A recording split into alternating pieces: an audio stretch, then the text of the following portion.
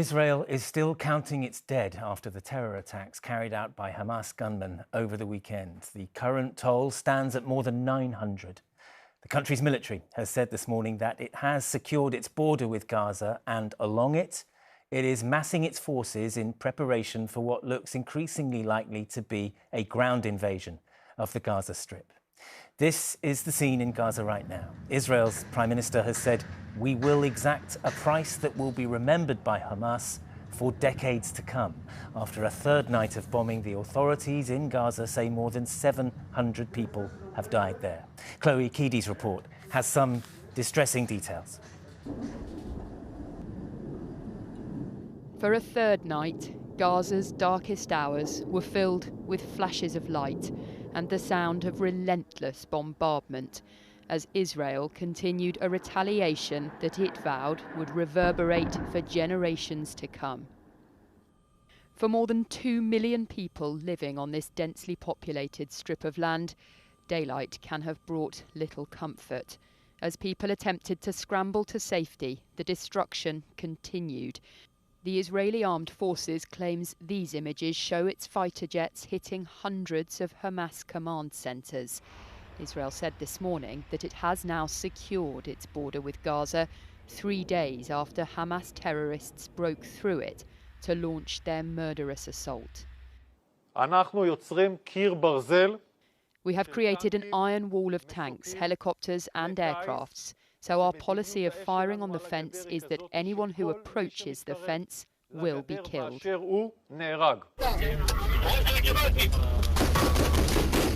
But Hamas is in no mood to back down.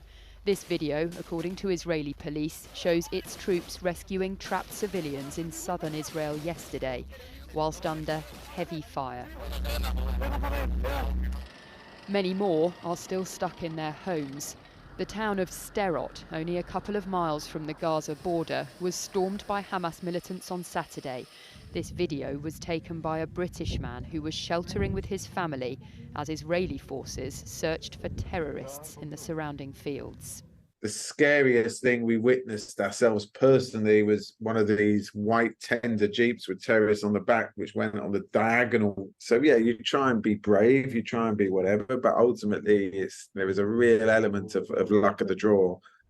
Hamas posted this video, which it claims shows off its new air defence system, together with a warning that it is prepared to escalate the violence. Our allies are ready to join the fight if Gaza is subjected to a war of annihilation. They will not sit with their hands tied. The government of Israel knows they will open the gates of hell if they try to destroy Gaza and use non-traditional weapons to do it, like American weapons. With Gaza blockaded, its people cut off from supplies of fuel, electricity and water, the UN is calling for the establishment of a humanitarian corridor. But this war, which in its fourth day has already claimed at least 1,600 lives, is expected to take many more. Chloe Keady, ITV News. Well, our correspondent James Mates joins us now live from Tel Aviv. James, is there any indication of when this ground offensive might start? No, they're giving nothing away on that front, although it's pretty clear that it is going to. There is such a massive build-up of troops, reservists, armour on that border, and after the words of Prime Minister Netanyahu last night, I think for them not to do so now would be seen as a massive climb down here in Israel. The problems they have with it, of course, are that, for a start, it's a very, very dangerous thing for their troops to do. I mean, armour is not much use in that sort of urban environment, and they're likely to take many casualties. The second problem is the fate of the hostages, 100, 150, however many there are there, and the obvious danger to them that would follow a ground invasion. And of course the third point is international reaction. I mean, we are already seeing humanitarian concerns being raised by the United Nations, by other aid organisations about the extent of collective punishment that is going on inside Gaza in terms of cutting off of fuel and of food, and that is only likely to rise a major land invasion happens, if it happens. And also, of course, the threat, as Chloe was talking about in her report there, of escalation if this happens. So it is not without difficulties. James Mates in Tel Aviv, many thanks. Well, even before this war, hospitals in Gaza had been struggling to provide healthcare to a population of some 2 million people. Since it started, doctors have been struggling with not just a shortage of medicine, but electricity too, making it difficult to perform many operations. Liverpool-based Dr. Abdul Hamad was in Gaza on a charity mission when the attacks happened. He spoke to me just before we went on air. Thank you. Dr. Hamad, just tell me first what the situation is like where you are now. At the moment, it is quiet. We can hear some explosion taking place in the distance, but nothing in the neighborhood here. What was last night like? Oh, last night was terrible. I mean, continuous airstrike, continuous explosions and shelling, and the building we are in, which is under the ground, it was shaking. The false ceiling came down, and also when this morning I went to the pharmacy just across the yard in the same compound, and the debris everywhere, glass everywhere in the building. Israel said yesterday that they were going to cut water and cut power supplies to Gaza Strip. Have you experienced the consequences of that? At the moment, because we are in a UN compound, I mean, they have their own supplies, and but I don't know for how long they can have that going without needing something from the outside. But obviously, for the ordinary people of Gaza, this is a difficult, very, very difficult time. I mean, during the normal times, everything is scarce here. But now I think they will find it very difficult to manage. What sort of injuries have you been dealing with so far? From my colleagues who are at the Shifa hospital, they told me they have all sorts of injuries from the explosions, the limbs, internal organs, and severe injuries, head injuries. What are your stocks of medicines and equipment like where you are? Because it's difficult at the best of times in Gaza, as you said, but do you feel like you're prepared for what's coming?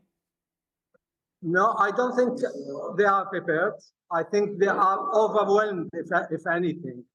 I mean, the lack of equipment, lack of medicines. I mean, for instance, I mean, those who I know closely, the kidney dialysis patients, they are not getting their dialysis. There isn't enough supplies, and they are in a very difficult situation. Tell us how you happened to be in Gaza in the first place. You weren't expecting to find yourself in a war zone, were you? No, I came here on Friday afternoon, and I was supposed to start doing kidney transplants on Saturday morning and leave on Monday. But I've been coming here, I mean, for the past 10 years. I knew from the beginning there is some risk of coming here, but I wasn't prepared for what happened this time. Dr. Hamad, shukran kthir. Thank you very much for your time. Hearing from you has made a real difference to our programme. God bless you. Stay safe. Shukran. Thank you. The family of a man from Manchester have confirmed this morning he was among those who died over the weekend. Photographer Danny Darlington was killed by Hamas insurgents on Saturday. He'd been staying at a kibbutz in southern Israel. Danny's sister said she was broken by the news. And another British man, Jack Marlowe, has been reported missing. Originally from London, he was working as a security guard at the music festival on the Gaza border when he was last seen. Now, the Prime Minister has promised his support to the Israeli government and has pledged to keep Britain's Jewish community safe. It's estimated that up to 60,000 British or dual nationals are in the region. Well, let's speak to our political correspondent, Libby Wiener. What more did Mr Sunak have to say, Libby?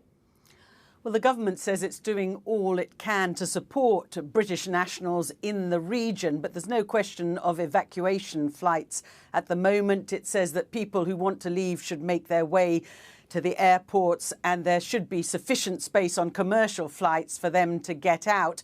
As to those who are worried about relatives who are missing, they say that they should contact the Foreign Office. Now, as you say, Rishi Sunak, the Prime Minister, once again pledged his support for Israel and the Jewish community here, but he also took the opportunity to criticise those who'd been taking part in demonstrations in support of the current Palestinian leadership in Gaza, that is Hamas. We will make sure that they feel safe at this time, and the police have been given very clear guidance and advice from the government to do everything that they can to keep the community safe. They will clamp down on any behaviour that falls foul of the law. I just remind everyone that Hamas is a proscribed terrorist organisation. People should not be supporting Hamas, and we will make sure that we hold people to account if they are. Well, it may be easy to condemn demonstrations. Much more difficult will be to calibrate Britain's response should Israel's threat to use enormous force in Gaza result in big civilian casualties there. Now, this morning I spoke to the Foreign Secretary, and he said that while Israel did have a legitimate right to defend itself, its response should be proportionate. Libby, many thanks.